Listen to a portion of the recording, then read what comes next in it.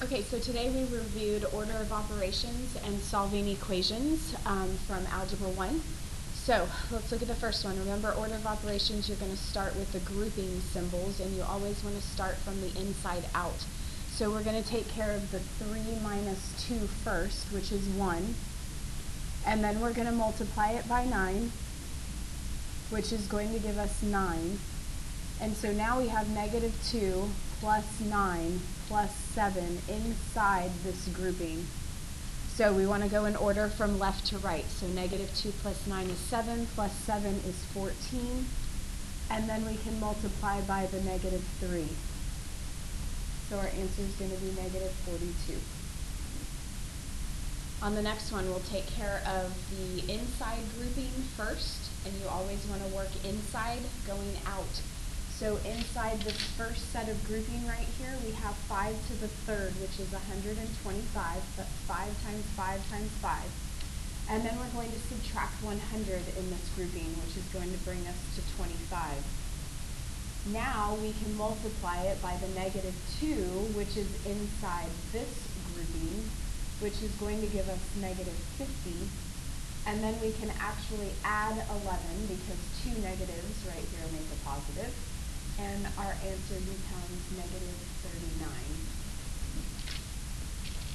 39. Okay, solving the equation, you're going to need to distribute wherever there are parentheses, and then you're trying to get all of the x's on one side of the equation and all of the constants on the other. So you have 2x plus 8 equals negative 4x plus 20. Negative times negative is positive 20. So now pick a side and bring your x's to the same side. I'm going to pick the left, which means I am going to do the opposite operation. So that's negative 4. I'm going to add 4 to both sides. Add 4x. So the 4x gets added with the 2x, giving me 6x. We still have a plus 8 on the left side, and it equals 20.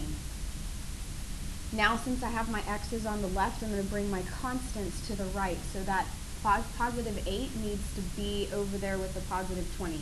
So in order to do that, I have to subtract 8 to get rid of it from that side. And what I do to one side, I have to do to the other. So 20 minus 8 becomes 12. And now my last step is to undo the multiplication of 6 times x. We undo it by doing division. So I'm going to divide by 6, and x is going to be equal to 2. Number 4, we're going to distribute the 1/2. So we have 1/2 times a. So 1/2 a. And then 1/2 times 2, which is actually 1. Half of 2 is 1. Equals negative 1/2 a minus 8. So we're going to bring our a's to the same side. I'm going to bring them to the left, so I'm going to add 1/2 a to the other side.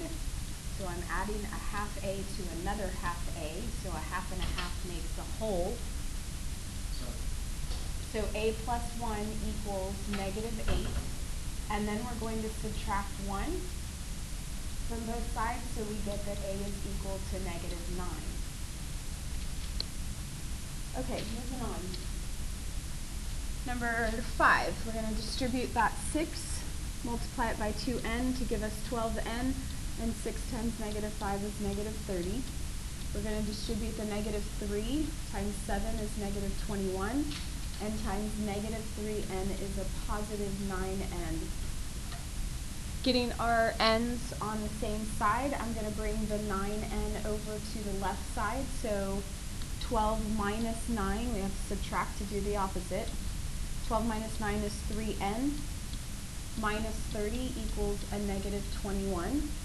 And now we've got to bring the negative 30 to the right side by adding 30. So we have 3n equals 9. When we undo the 3, we divide, so n is equal to 3.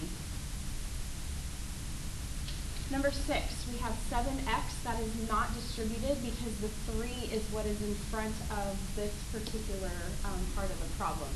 So we leave the 7x alone, we distribute the 3. The 3 times 4x becomes 12x, and 3 times negative 1 becomes negative 3, equals negative 79. Now, since these two are on the same side of the equation, we're going to add those together just the way they are. So 7x plus 12x is 19x, minus 3 equals negative 79. We have to bring the 3 to the other side by adding it so that we get our constants together. We have 19x equals negative 76.